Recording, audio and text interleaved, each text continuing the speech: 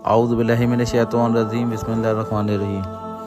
حدیث مبارک کہ رمضان اللہ تعالیٰ کا مہینہ ہے، جس سے پتہ چلتا ہے کہ اس مبارک مہینے میں رب عزوجل کا خصوصی تعلق ہے، جس کی وجہ سے یہ مبارک مہینہ دوسرے مہینوں سے ممتاز اور الگ ہے۔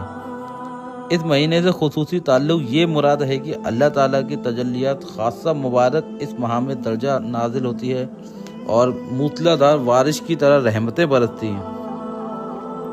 رمضان المبارک کو 10 دنوں کے 3 حصوں میں بانٹ دیا گیا ہے۔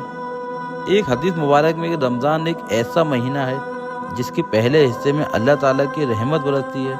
اس مبارک مہینے کے درمیان کا حصہ گناہوں کی مغفرت ہے اور اس ماہ کے آخری حصے میں دوزخ کی آگ سے آزادی حاصل ہوتی ہے۔ رسول اللہ صلی اللہ علیہ وسلم نے ارشاد فرمایا کہ رمضان کی جب پہلی رات ہوتی ہے تو شیطانوں کو بند کر دیا جاتا ہے اور سرکشی جنوں کو بھی بند کر دیا جاتا ہے اور دوزخ کے سبھی دروازوں کو بند کر دیا جاتا ہے۔ دوزخ کا کوئی بھی دروازہ نہیں کھولا جاتا اور جنت کے سبھی دروازوں کو کھول دیا جاتا ہے اور اس کا جنت کا کوئی بھی دروازہ بند کیا نہیں جاتا ہے۔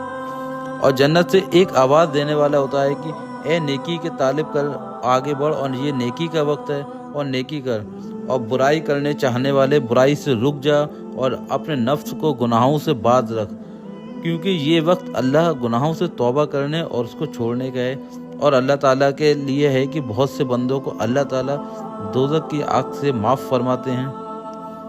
روزہ وہ عظیم فریضہ ہے جس کو اللہ تعالیٰ نے اپنی طرف سے منسوخ فرمایا ہے، اور قیامت کے دن اللہ تعالیٰ اس کا بدلہ بغیر عذر بغیر کسی واسطے کے بجات خود روزہ دار کے عنایت فرمائیں گے۔ حدیث قدسی سے ارشاد ہے کہ روزہ میرا ہے اور میں ہی اس کا بدلہ لوں گا۔ حضور اکرم صلی اللہ علیہ وسلم نے فرمایا کہ روزے دار کے منہ کی بدبو اللہ تعالیٰ کے نزدیک مسک کی بدبو سے زیادہ پسندیدہ ہے۔ روزے دار اللہ تعالیٰ کا محبوب ہو جاتا ہے اور اس کی منہ کی بدبو بھی اللہ تعالیٰ کو بہت پسند اور خوشگوار ہوتی ہے۔ نبی کریم صلی اللہ علیہ وسلم نے ارشاد فرمایا کہ جنت کو شروع سال سے آخری سال تک رمضان مبارک کی خاطر سجایا جاتا ہے اور خوشبو دی جاتی ہے۔ جب رمضان مبارک کی پہلی رات ہوتی ہے تو عرش کے نیچے سے ایک ہوا چلتی ہے جس کا نام مسیرہ ہے، جس کے جھونکوں سے جنت کے سبھی درختے اور پتے جنت کے دروازے بجنے لگتے ہیں، جس سے ایسی سریلی آواز نکلتی ہے سننے والوں نے اس سے اچھی آواز کبھی نہ سنی ہو۔ خوشنما آنکھوں والی حوریں اپنے مکانوں سے نکل کر جنت کی بلا خانوں میں کھڑی ہو کر آواز دیتی ہیں کہ ہے کوئی اللہ تعالیٰ کی بارگاہ میں ہم سے مانگنی کرنے والا، حق تعالیٰ اس کو ہم سے جوڑ دے۔ پھر وہی حوریں جنت کے دروگا سے پوچھتی ہیں یہ کیسی رات ہے؟ تو بھائی لبیک کہہ کر جواب دیتے ہیں کہ اے خوبصورت اور خوبصورت عورتیں، جو رمضان المبارک کی پہلی رات ہے اور حق تعالیٰ شان رضوانہ جنت کے دروگا سے فرماتے ہیں کہ جنت کے دروازے محمد صلی اللہ علیہ وسلم کی امت کے روزہ داروں کے لیے کھول دو، اور جہنم کے دروگا اسے کہتے ہیں کہ محمد صلی اللہ علیہ وسلم کی امت کے روزہ داروں پر جہنم کے دروازے بند کر دو۔ حضرت جبرائیل علیہ السلام کو حکم ہوتا ہے زمین پر جا سرکش شیاطین کو قید کر اور ان کے گلے میں ٹوک ڈال کر دریا میں پھینک دو تاکہ وہ میرے محبوب صلی اللہ علیہ وسلم کی امت کے روزہ داروں کو خراب نہ کریں۔ اسلام مذہب میں 5 ارکانوں میں ایک روزہ بھی ارکان ہے۔ رمضان ہی وہ مہینہ ہے جس میں اللہ تعالیٰ نے اپنی پاک کتاب یعنی کہ قرآن کریم کو اپنے بندوں کی رہنمائی کے لیے نازل کیا۔